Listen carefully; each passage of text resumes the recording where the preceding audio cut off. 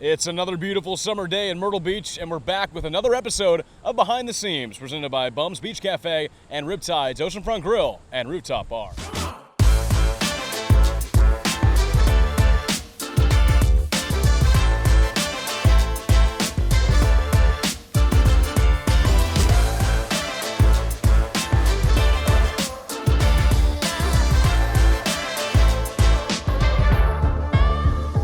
All right, he's Ryan Moore. I'm Sam Weiderhaft. We're on the deck at RipTydz once again. And Moore, it's the peak of tourist season. You look behind us, and families and people are all out at the beach, and there's stuff happening in Myrtle Beach. Yeah, peak of the summer. The beaches are packed. The roads are crowded. I love it. It's what keeps Myrtle Beach moving. Keeps all these great restaurants and bars and attractions and hotels. Keeps people employed. I love this summer here in Myrtle. It's a fun time to be in Myrtle Beach for sure, and you talking about keeping Myrtle moving. The team is moving. The Pelicans in the second half now is well underway, and things are going on. We've had some big weekends. I think about 4th of July weekend. Our Red, White, and Blue series was a massive success and really fun time at the ballpark for everybody to come out and watch the game and enjoy some festivities afterwards. Great crowds coming out to the park. Lots of families, locals, visitors, and everybody stuck around to the end of the night for a great fireworks show. I don't know if you saw Larry Cave's picture on Facebook with the bagpipers and the stadium black and just like the stands illuminated. It was a work of art.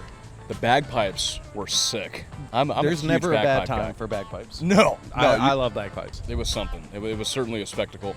We'll get into our bucket of questions here and answer some more as this season goes on. So we'll start off with lots of summer storms in Myrtle Beach, luckily not today. What goes into the process of tracking and dealing with those pop-up storms that we see oh so often? Yeah, it's a part of the job that I don't think anybody enjoys, is monitoring weather. It's something that we have to be cognizant of almost every day during the summer. But we lean on professionals too, right? You got to utilize the resources that you have, and we're fortunate that we have a couple great friends in the meteorology business that are also fans of the Pelicans and fans of baseball, and are great at dropping what they're doing and taking a look at the short range models, what the forecast is calling for, what some of the discussion points. To start the game, you always want to give a long enough window to get through 5 is really the hope. You don't want to burn any starters, and unfortunately that does happen. Pop-up storms do take place here on the coast. Sometimes you have to make the best possible decision at the best possible time with the best possible information. That doesn't mean you're going to make the correct decision, but at least you can feel confident knowing that you went through the process to make it as informed as possible. And you always want to talk to Buddy about it, because Buddy is also an amateur meteorologist and has been watching the radar for many, many years, and he's always quick to give his opinion, and 9 times out of 10 his opinion typically holds up. Well, when you've seen so many baseball games and been the manager of so many teams, you've seen a lot of different circumstances and scenarios, and I'm sure that his experience with that is, it certainly helps. For sure. All right, our next question.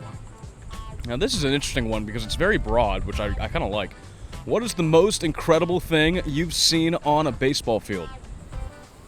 Ever? Human cannonball. Human cannonball. And that's what I was going to say. I'm not going to talk about like extra events or promotions. Any catch that Jacob Wetzel makes in the outfield is certainly an incredible moment. You talk about the stuff happening before the game and the work that goes into it. Buddy always has 1 or 2 days a year where he brings out the team and does sliding practice, which, you wouldn't think. These guys don't need sliding practice. They're professionals. No, they certainly do. I mean, he has a certain philosophy of how to do it, and he'll put out, a tarp and have these guys slide, and that's always a spectacle. Probably the wildest play that I've seen was Javier Assad with his kick to first base. Oh, yeah. Did I get the I name wasn't right? here for that one, but yeah. Yep. Put that clip in there. That was I believe it was Kentucky Derby night too. So we were wearing like specialty jerseys, and he kind of fumbled the ball a little bit, kept his composure, and he just gave a nice little soccer kick of the ball to first base. Got the guy out. It was I think that was a top top 10 play, if not a top 1 on SportsCenter. The clip, I always see it on Twitter once every, honestly, probably about once a year, where it resurfaces, and people are like, wow, this is a crazy play. But also, on that Kentucky Derby day, didn't you guys have a horse race in the outfield? We did. Yeah. That's incredible. Yeah, from foul pole to foul pole in mid-inning, full thoroughbred race, yeah. Oh, man. That was a fun time. Yeah, no, I would have loved to see that. All right, next question. What has been a favorite coach/player interaction that you've had this season? Just talking with the coaches before and after the games and really listening more than speaking. Just hearing the history of what all of them have been through. We've got guys that on our coaching, guys and girls on our coaching staff, that this is their first year on a professional bench. You've got a guy like Vaz who has had a ton of collegiate experience, and a couple years ago, recently, got into the professional ranks. So hearing the stories that he talks about it as a former player, as a coach at the collegiate level, it's a lot of fun, and you kind of just soak that in, and those are the moments that that stick with you. It's not the plays on the field or the crazy one-offs like we're talking about. It's every single person in that clubhouse has a journey that whether they're on step 1 or step 101, like they're all trying to do something to better themselves, to better the people around them, and listening to their stories and history of that it's probably my favorite part of the job.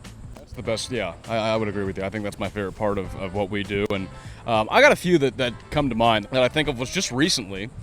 And our great social media team did a video with Buddy Bailey in the very early part of the year, and they asked the players, what is Buddy's real name? And tried to see if somebody could get it right. And we went to Buddy and showed him that video of everybody trying to guess his name right. And, he's laughing along with it. But Andy Garriola was one of the only ones that got it. Yeah, it's Welby. Is he going to see this? So he has the whole hitters meeting before the game, before batting practice. And he pulls Andy up about, with everybody up there and congratulates him. And then he was getting on Jacob Wetzel because Wetzel has known Buddy for a while now and wasn't able to get his real name. Can't put me on the spot like that. No way. We can't do this one. I refuse to do this one. Which was really funny. But yeah, that was a unique video, and I mean, not a lot of people know Buddy Bailey is not his real name. Welby. Yeah, Welby Sheldon Bailey is the government name. But all right, last question of the day. So like I said, the second half is up and running. And we are in what you call in baseball the dog days of August. So how do you get through those dog days of August working in baseball?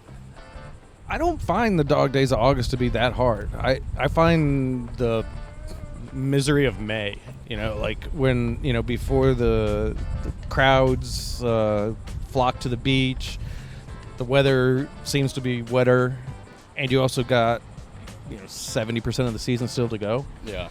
Once we hit August, I feel like if you just take care of yourself physically, the mental side of it should be in place by now, right? Right. I think it's all about making sure before you go to bed, hydrate. When you wake up, hydrate. Eat as good as you can. And you've heard me say this ad nauseum. Tonight's somebody's first night at the ballpark. Tonight's somebody's opening night. So just knowing that every time we open up the gates, it's somebody's first day, gives you that kind of that shot of adrenaline. I'm sure it's the same for you. Yeah. So you never want to take a night off. Players on the field, they never want to take a night off, and I think it's that mentality on the front office side too that gets you through what you call the dog days of summer, which we're on the home stretch now. Don't have too many more opportunities to come out and see the birds. So I think we got 2 series left. We end at home on Labor Day weekend. We haven't done that in quite some time, so we're gonna end the season with a fireworks show Sunday. First, I think it's September 1st. That will be a fun way to end the season. But before we get to that last game of the season, we do have some fun things planned. We've got Pete the Cat. Are you familiar with Pete? I have heard of him, but I'm not sure where he comes from. He comes from the entertainment side of the kids' world. Okay. So my kids are fans of Pete the Cat, very similar to that, like Coco Melon, Bluey, another kids' appearance night. We're having that on August 16th, Friday night, fireworks, kids run the bases, always a family theme. We got Ed's Dinosaur Adventure coming back out again. at least the second year, maybe third year in a row that we've had them for 2 nights. That's always a fan favorite. Kids love dinosaurs, and Ed and his crew do a phenomenal job of just taking over the entire ballpark and making it an immersive experience. And then we've got some bobbleheads. Here we go. We wanted to salute 2 coaching legends in Myrtle Beach, and that's why I said early on they're connected to baseball, but they've never played a game for the Pelicans. The 2 managers that we want to celebrate, one, of course, is Buddy Bailey. Yes.